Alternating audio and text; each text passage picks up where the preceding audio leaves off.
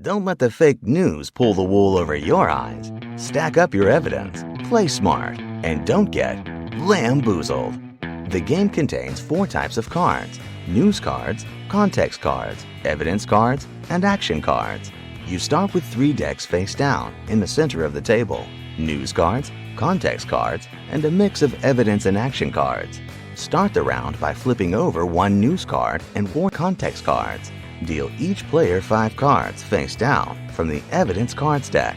Each round, you'll use your evidence cards to support or challenge different news stories. But there's only some evidence cards that you can play.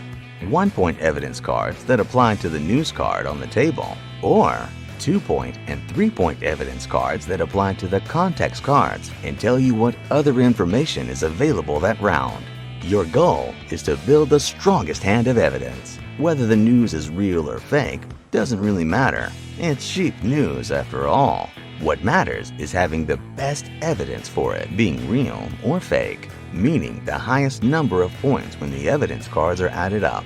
So on your turn, you can pick a new card from the evidence deck and keep building your case, or play an action card. Or, if you're confident that you have a pretty strong case, submit your evidence by placing those cards, not your entire hand, on the table and reading them out. This forces everyone else to submit their own best evidence, and the player with the highest number of points wins the round. If you suspect someone's evidence is shaky, you can challenge them, and the rest of the players vote whether the evidence can be used.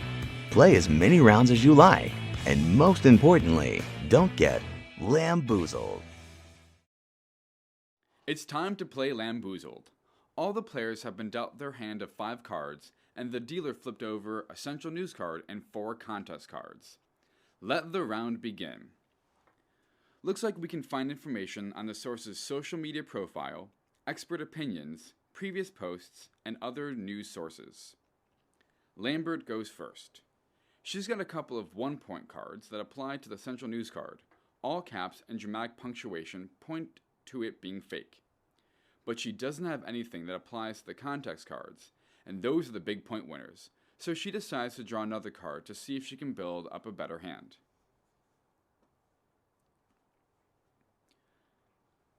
Dolly goes next. She's got a couple of 2-point cards that apply to the context card, but one argues the story is real, and the other argues that it's fake, so she can't play them together. Dolly has an action card that lets her swap one of the context cards for a new one.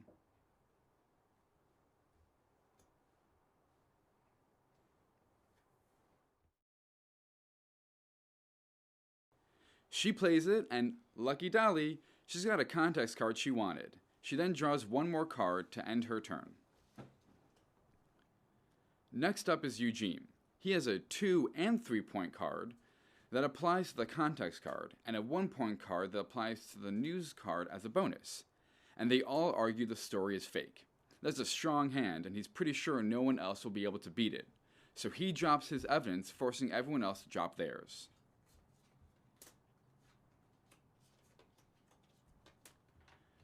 Comparing all the players, it looks like Eugene does have the strongest set of evidence, but Dolly won't let Eugene fleece her. She challenges Eugene's evidence, claiming that Eugene's 1-point card doesn't actually apply to the central news card. The two make their arguments, and Lambert votes to decide who was the most convincing. In the end, Eugene is the winner of this round, but the next round is anyone's game.